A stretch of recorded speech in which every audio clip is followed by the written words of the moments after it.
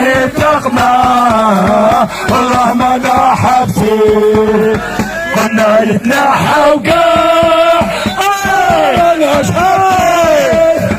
كنا نتنحى وقاع ما لناش خايفين شرطة راهي تقمع والله ما ناحيتين شرطة راهي تقمع والله ما ناحيتين قلنا يتنحى وقاع ما لناش خايفين قلنا يتنحى وقاع ما لناش خايفين شولة راهي تقمع والله ما ناخايفين شرطة راهي تقمع والله ما ناخايفين ايوه ما لناش حاسين قلنا يتنحى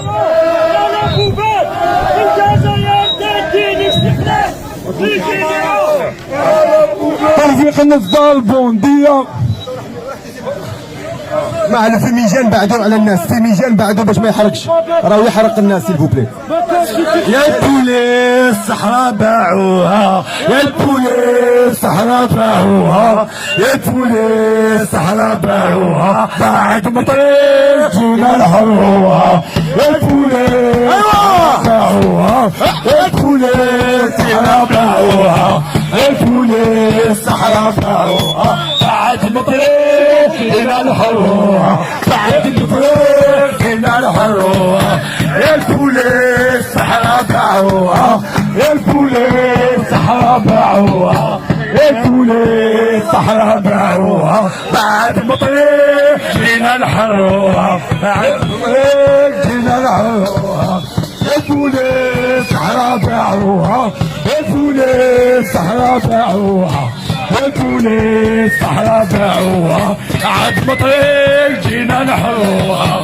يا البوليس الصحراء باعوها يا البوليس الصحراء باعوها يا البوليس الصحراء باعوها بعد مطريق جينا نحروها يا البوليس الصحراء باعوها يا البوليس الصحراء باعوها يا البوليس الصحراء باعوها جينا نحروها يا البوليس الصحراء باعوها يا المسجون نهنيك ارهابيه تسقط المافيا العسكريه مخابرات إرهابية تسقط المافيا العسكرية مخابرات إرهابية ديما الحراك ديما الحراك ديما ما راناش حابسين ديما الحراك ديما ما راناش حابسين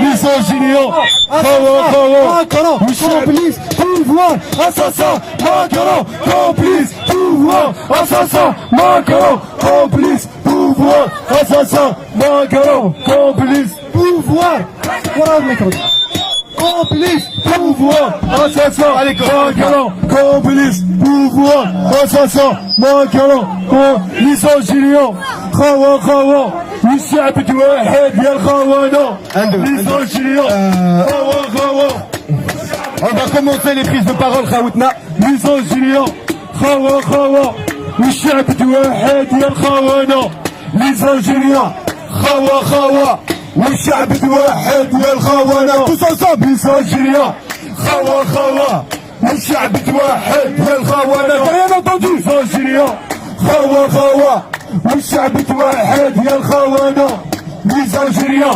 خوا والشعب توحد يا الخونة misogynie, خوا والشعب توحد يا الخونة دولة مدنية ماشي عسكرية دولة مدنية ماشي عسكرية دولة مدنية ماشي عسكرية دولة مدنية ماشي عسكرية دولة مدنية ماشي عسكرية يعني عمار بلادي في الدونجي ونكملوا فيها لا باطاي دالجي ما كاش مشاريع والدولة فويا اليد في اليد نجيبوا الاستقلال كمل كمل لا يعني عمار بلادي في دوجي ما كملوا فيها لا باطاي دالجي ما كاش مشاريع والدولة فويا اليد في اليد نجيبوا الاستقلال يعني عمار بلادي في دوشي ونجيبوا فيها لا باطاي دالجي ما كاش مشاريع والدولة فويا العسكر ما كاش الشرعية والشعب تحرر هو اللي قرر دولة مدنية جابوا الصور جابوا العسكر ما كاش الشرعية الشعب تحرر هو اللي قرر دولة مدنية رئيس الشعب يديرو ماشي تايا جينيرو رئيس الشعب يديرو ويكون عنده شرعية ماشي تايا جينيرو ولا سلطة فرنسية عدالة بلا ميزان صحافة راي مشرية لا ليبرتي لا ليبرتي رئيس الشعب يديرو ويكون عنده شرعية ماشي تايا جينيرو ولا سلطة فرنسية عدالة بلا ميزان صحافة راي مشرية لا ليبرتي يعطيكم الصحة وتحية الجزائر وتحية الجيري وتحية الجالية. On fait une petite pause musique. Donc, on va ouvrir les prises de parole, s'il vous plaît. Comme je viens de vous dire, ceux qui sont intéressés pour prendre la parole, qui s'approchent ici, qui s'inscrivent. Voilà, juste derrière moi, Adli là. Donc, je vous ai expliqué pour ceux qui sont venus en retard tout à l'heure pourquoi on est là. Vous savez qu'aujourd'hui, il y avait une marche qui a été interdite. On va pas cesser de répéter ça. Pourquoi? Parce que c'est honteux et on va pas se laisser faire. Vous savez qu'on a contesté le qarar devant le tribunal administratif et on va aller jusqu'au Conseil d'État et jusqu'à la Cour européenne. On va pas s'arrêter. On va pas s'arrêter parce que les Algériens ne se laissent pas faire. Tout simplement. Parce que depuis 2 ans, on est légaliste. On demande des autorisations. Depuis plus de 2 ans, on n'a jamais fait un acte de trouble à l'ordre public. Depuis 2 ans, on n'a pas cassé un verre ni arraché une feuille d'arbre. Depuis 2 ans, on est dans Silmia et dans l'art même. Regardez ce qu'on fait. Depuis 2 ans, on a fait plusieurs pièces de théâtre pour exprimer notre situation et notre discours et notre projet politique pour l'Algérie. Les chansons que vous avez entendues tout à l'heure, ça résume tout. Sma'tou les slogans ta Gbila. En fait, ça résume tout. Ça résume la situation ta l'blad. Je vois très bien parmi vous les messages ta'alum, les mots d'ordre. Je vote pas contre mon pays. Je vois la photo ta'al-Qadi Merzo. Je vois la photo les détenus. Je vois un jeune homme, Saïd Chitouane. Je vois des journalistes emprisonnés. Je vois un président enchaîné. Je vois des forces étrangères qui gèrent l'Algérie. Je vois une armée qui s'ingère dans la politique. Voilà la situation de l'Algérie actuellement au mois de juin 2021.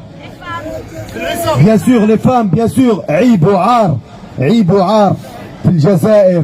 جزائر الشهداء، جزائر الاستقلال انه تتحقر تدخل المراه للحبس باسكو elle est sortie dans une marche. عيب وعار على الشرطه السياسيه في 2021 بعد 60 سنه استقلال تخرج بنت كما هذه تدخل للسجن.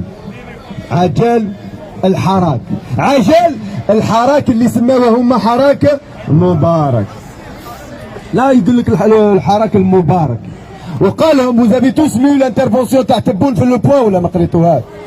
Qui a lu le papier journalistique? Voilà, il y en a qui lisent. Il y en a qui n'ont pas lu. Lisez-le, vous allez voir la complicité entre des cercles ici en France et le pouvoir.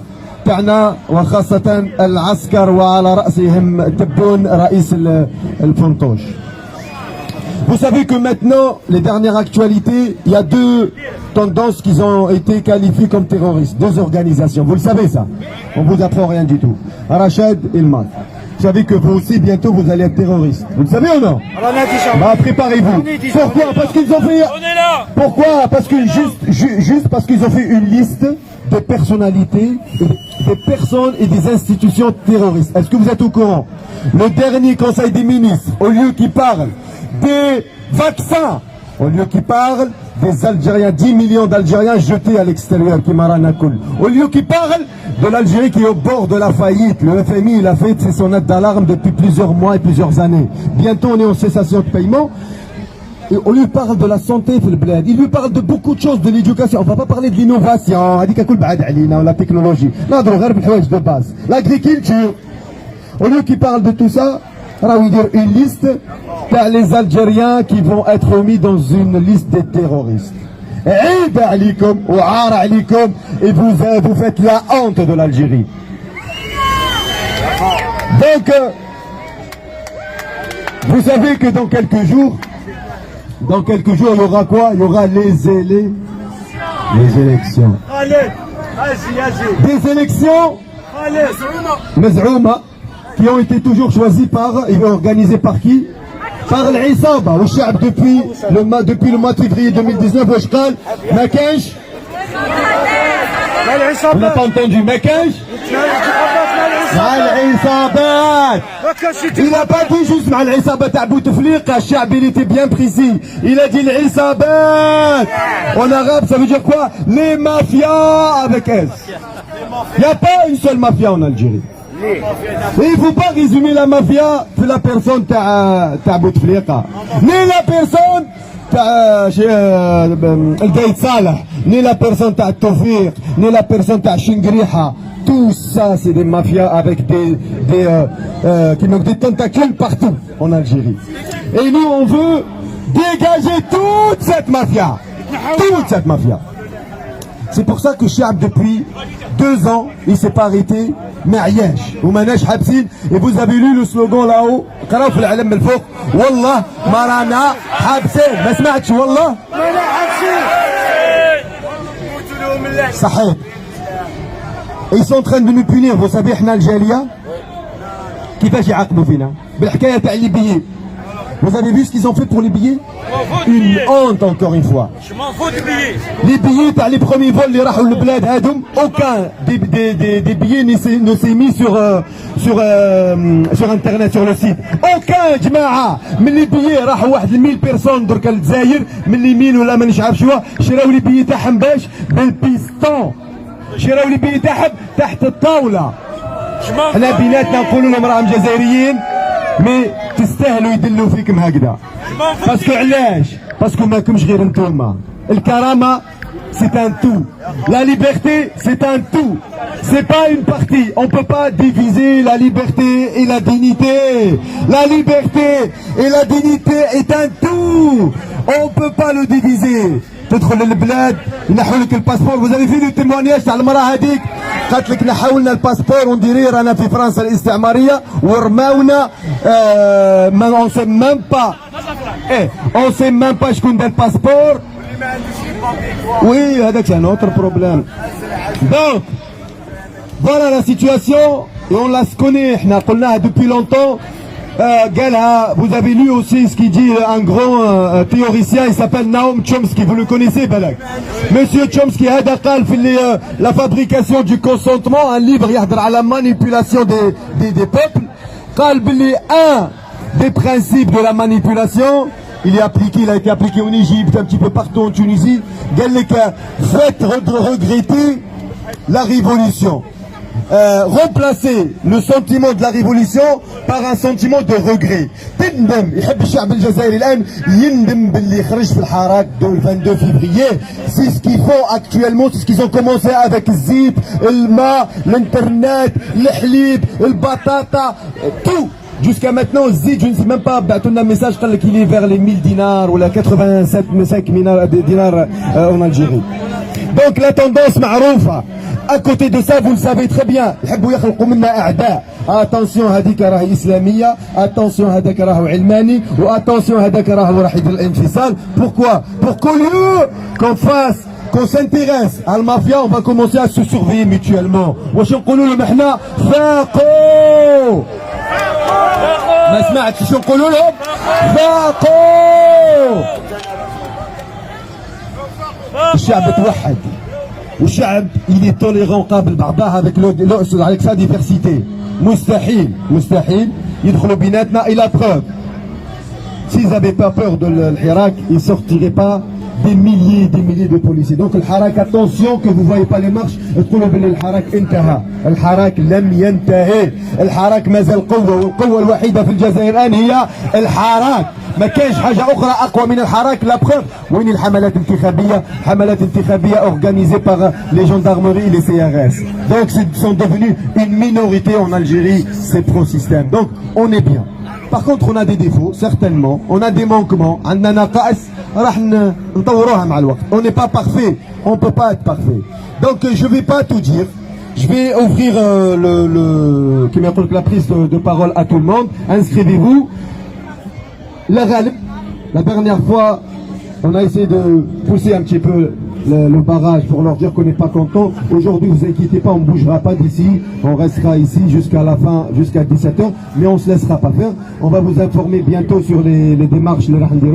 On va certainement avoir besoin de vos cotisations parce que des procès comme ça demandent de l'argent. On cherche des avocats algériens qui nous accompagnent sans demander des indemnités énormes. Là, quand tu as des avocats algériens, hirakistes, nationalistes, qui viennent nous voir, si on connaît ici beaucoup, on va prendre le plus compétent, quitte à soit Jean-Paul ou Jean-Pierre ou là je ne sais pas, on va le prendre pour aller plus loin, condamner la France ici au Conseil de l'État et aller au niveau du tribunal de la Cour européenne pour la condamner. On ne se laisse pas faire. Voilà, en résumé, on n'est pas très nombreux aujourd'hui, je vous cache pas, on est un petit peu, pas déçus, mais voilà. On a un grand enjeu à Paris. Un grand enjeu à Paris. Il ne faut pas minimiser la place de la République. C'est un grand enjeu. Des messages sur les réseaux pour dire qu'on sera à la place de la République. Ils sont en train de faire des manœuvres avec l'Idara. On ne lâchera pas ces donnants. Ils ont énormément d'intérêt en Algérie, la France coloniale et la France officielle. Nous, bien sûr qu'elle n'a pas trouvé ses comptes معنا parce que c'est le harak, les messages ou les slogans ils sont anti-colonialisme, anti-néocolonialisme. Elle a compris qu'elle a plus intérêt مع تبون مع الجنرالات, mais ça ne va pas durer. La France-Afrique est menacée partout en Afrique. Et la clé de la chute de la France-Afrique, c'est l'Algérie, Inch'Allah. Tahia al-Jazaïr, ya'tikum as-saha. Et on va passer aux intervenants.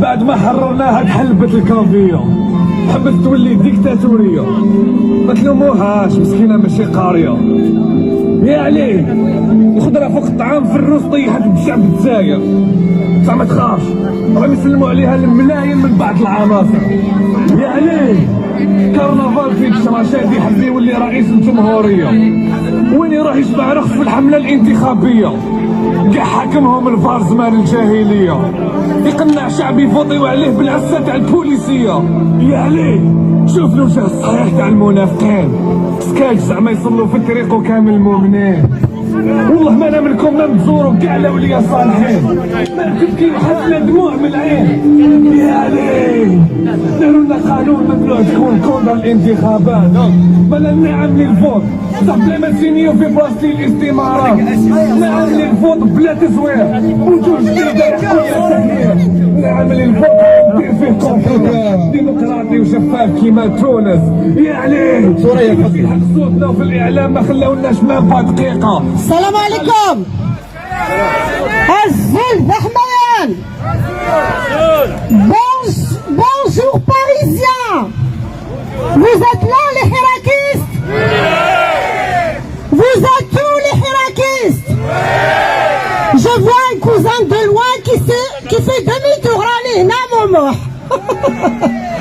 Donc, العسلامة الوان مرحبا يسوان. Je sais, Ahlan Bekom, vous êtes, soyez les bienvenus, les gens qui sont venus de loin. Je sais qu'il y a des gens de Bruxelles, de Genève, d'Allemagne, d'Italie. On est tous là pour l'Algérie. On a gars, l'Aljazair. اليوم سيم فرنسا اللي جاو. Vous savez, sur le chemin qui dit من الدار لهنا, je me suis rappelé نشيد وطني كنا نغنيوه في البلاد. J'ai fait la chorale comme toute la plupart de ceux qui ont fait l'école en Algérie. Donc واش يقول النشيد نبداها بالعربية. يقول إذا كنا مجتمعين حب الأخوة ينادينا. هل يمكننا لا أن نتفرقوا. لا بالقبيلية إذا كنا بالقبيلية إيمين لا يكن الجماعات المحبة مثل غدي سولن وري لا كارغالا مسفراك et en français. Et quand on est bien ensemble et que la patrie nous rassemble, nous devrions jamais nous séparer. هذا نشيد اتعلمته كي كنت في البريمير 5e année في البريمير. Donc ça remonte à plus de 35 ans. Et il est applicable aujourd'hui. On doit l'appliquer, c'est l'union. L'union, c'est pas l'union politique. On doit pas avoir les mêmes idées. On doit pas avoir la même pensée. On doit pas avoir les mêmes réflexions. On doit avoir le même but, c'est la libération de l'Algérie. La libération de l'Algérie من المستعمر الداخلي الذي هو الجنرالات ومن المستعمر الخارجي فرنسا كل الجوارح. La France, la mère de toutes les misères. La France actuellement, je vais parler en français, essaye de nous fabriquer des choses. La France essaye de diriger le Hirak. On dit non. الشعب هو اللي يقرر. لا حركة لا سياسي لا بارتي لا شخصية لا انتلكتوال. أنا كاع سواسية قدام العالم الجزائري. غدا نجيبوا الاستقلال كل واحد يدير رايو. Merci. Voilà, je reviens الانتخابات du 12 juin. ما زالت الانتخابات ولاش الفوت ولاش. يا با d'élection. نحن رانا في ثورة. On est dans une révolution pacifique. قيادي ثغرة ولات للي ذي ثغرة ولا. Donc, شكلي بغي غدا نظن. Il y a 214 prisonniers d'opinion. 214 محبس كثير. 214 prisonniers, 214 معتقل رأي وسياسي. أنا je m'en fous qu'il soit de la gauche, de l'extrême gauche, qu'il soit de la chaîne, qu'il soit du front islamique, qu'il soit... J'en ai rien à foutre. Ce qui m'intéresse, c'est un Algérien qui défend sa patrie, qui défend le peuple, qui s'est donné, il s'est sacrifié. Donc, إخواني ما نساوهمش. والله ما نكذب عليكم. J'ai eu cette semaine 2 appels de Sétif, un avocat, 33 prisonniers à Sétif. Moi, les hommes, pas d'argent, pas de sous, donc on doit les aider. Personne ne va me complexer pour l'affaire de l'argent. نجمع دراهم الشهية واير علانية. Je l'assume, je récolte l'argent pour les prisonniers. Les معجبوش الحل اضرب راسك. Je récolte, j'aide, je l'ai dit, je leur ai dit pendant la guerre d'Algérie 54-62, ceux qui ne payaient pas les cotisations, ils étaient assassinés. Donc je fais appel à la générosité. 1 euro je prends, 50 centimes je prends. Celui qui veut que je rende des comptes, il n'y a pas de problème. Je suis transparente. Je le fais à titre personnel, je l'assume. Mais اللي دخلت لفرنسا en 2001 وانا نجمع دراهم ونبعث للبلاد. C'est comme ça, je l'assume et j'en suis fière et je suis pas la seule. إخواني, comme ils disent les Français, l'argent est le nerf de la guerre, même si elle est pacifique. Même si elle est pacifique. شحال من الناس ils ont perdu leur travail. اقسم بالله يجوني رسائل. Je reçois des messages نحشم راجل ديال 50 ans ديال 45 ans يجي في الماسنجر يقول لي سيدة يحشم مسكين. قول له ما تحشمش رانا في ثورة نعاونك بلا مزيتي بلا مزيتي. اقسم بالله شكون. Merci beaucoup. Barakallahu fik. Barakallahu fik. Voilà. On prend tout. 1 centime, je prends. Un dinar, c'est 20,000 ديال 1 euro, c'est 20,000 ديال البلاد. Donc c'est un petit déjeuner de. استناوني نكمل. أنا نهدر بزاف. استناوني نكمل. أنا نحب نهدر. مرا. نحب نهدر. خلوني نكمل. J'ai pas fini. ها؟ كيفاش؟ اعطوني بوشيطه ولا ما نرخش استاذ.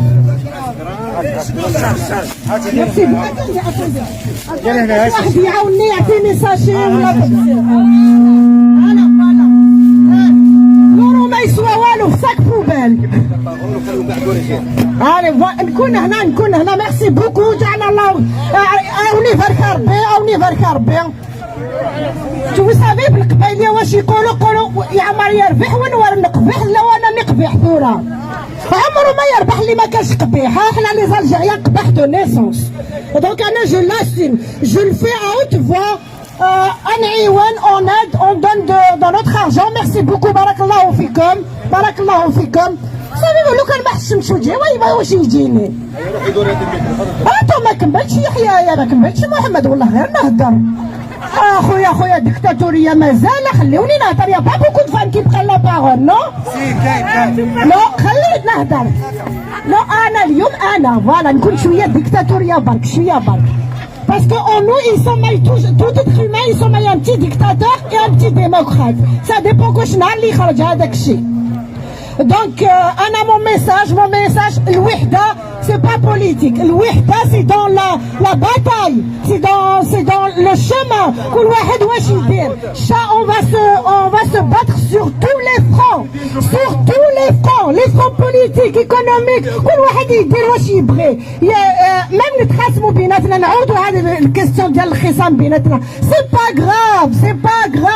Il y a un proverbe kabyle qui dit ما ساقي تساورتوكي. même si نضرب خويا نشتم فيه ناكل بيه نموت عليه. سي كوم سا دوك نتشتموا بيناتنا ونحمي عوايف حمي عاد وفاجمه معناتها تعمي الغراوات. انا نضربكم كاع ما نخليش واحد يضربكم معليش. Vous avez compris le message. Donc je fais appel aux démocrates de l'autre côté. Dans la on est tous pour une nouvelle Algérie. On est tous là pour l'Algérie de demain. On est frères et sœurs dans la nation avant tout. Nos identités, chacun garde son identité. أنا قبيلية ناكل سكسو ناكل أغرم ناكل إفيفي. Mais là, je parle les 3 langues. Et parfois, كل واحد sa culture. Mon identité ما ينحيها لي حد. Et mon identité, je la donne à personne, je l'impose à personne. Anna, je suis kabyle, villageoise, Chpaïlia, et j'en suis très fière. Mais je suis algérienne. La Kabylie fait partie intégrante de l'Algérie. C'est pas l'Algérie qui fait partie intégrante de la Kabylie. Allah yahdikum.